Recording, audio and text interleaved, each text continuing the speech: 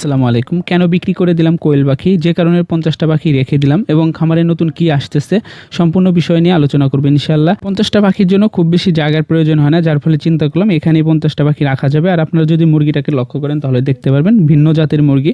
এগুলোকে মূলত কোয়েল পাখির যে শেড সেখানে দিয়ে দিব। খামারটাকে নতুনভাবে সাজাবো ইনশাআল্লাহ। আর এখানে আপনারা দেখতেছেন এখানে যে কোয়েলের খাঁচা আছে সেটা বের করে ফেলা হবে। আর 50টা কোয়েল পাখির জন্য কিভাবে খাঁচা তৈরি করা যায় অল্প টাকার ভিতরে খুব শীঘ্রই একটা ভিডিও পাবেন আপনারা।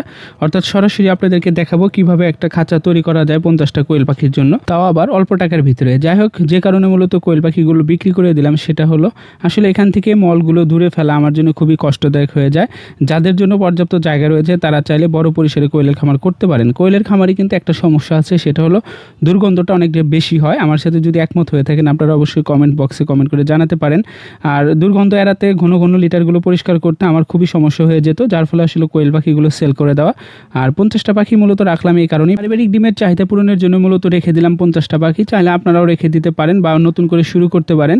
তবে আপনারা চাইলে 100 বা 50টা সর্বনিম্ন 20টা পাখি আপনারা পালন করতে পারেন। 2 থেকে 5টা মুরগি পালন করতে যে ঝামেলা, তার থেকে অনেকটা কম ঝামেলার ভিতরে আপনারা 20 থেকে 50টা কোয়েল পাখি পালন করতে পারবেন। এতে করে দুইটা বিষয় আপনারা পাবেন, সেটা হলো প্রথমটা পাবেন আপনারা অভিজ্ঞতা অর্জন করতে পারবেন, পাশাপাশি আপনারা ডিমও খেতে পারবেন। তো যারা বড় পরিসরে করবেন তারা প্রথমে 50 থেকে 100টা পালন করে বড় পরিসরে আসবেন। তবে অবশ্যই আপনাদেরকে বাজার দেখতে হবে। আমরা একটা ভুল অনেকেই করে থাকি, আর সেটা হলো বাজার না দেখে হুটহাট শুরু করে দেয়। নতুন করে খামারে ফার্মি মুরগি, ব্রয়লার মুরগি, সেই সাথে চীনা হাঁস সহ নানা কিছু আসতে পারে, আপনারা সামনে হয়তো বা পেতে পারেন। আর আপনারা অনেকেই বলেন যে ভাই ভিডিও দেন না কেন? আসলে সেরকমভাবে সময় বা সেরকম কোনো টপিক পাই না, যার ফলে আসলে ভিডিও দিতে পারি না। অযথা এটা সেটা নিয়ে আমি ভিডিও দেই না, বরাবরের মতোই আর কি। তো কোয়েল পাখিগুলো ধরতে আসলে অনেকটা কষ্ট হয়ে যাচ্ছিল, আপনারা হয়তো বা লক্ষ্য করতে পারছেন। আর একটা কথা হচ্ছে, কোয়েল পাখি কমার্শিয়ালভাবে করলে যে লাভ নাই তা না, লাভ আছে। আমি লাভ পেয়েছি আলহামদুলিল্লাহ। তবে ভালো হয় যদি বড় পরিসরে, আরও বড় পরিসরে করা যায়, মিনিমাম 1 থেকে 2 হাজার পালন করা যায় তাহলে।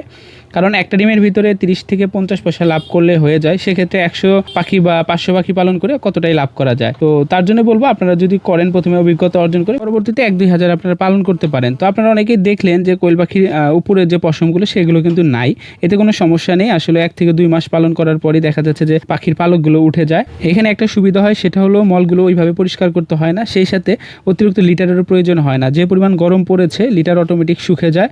আর যেহেতু পাখি অল্প, 50 থেকে 60টা পাখি এখানে অনায়াসে পালন করা যাবে। আর আমি যেটা করি সেটা হলো পাখিকে সবসময় পরিষ্কার পরিচ্ছন্ন পানি দেওয়ার চেষ্টা করি।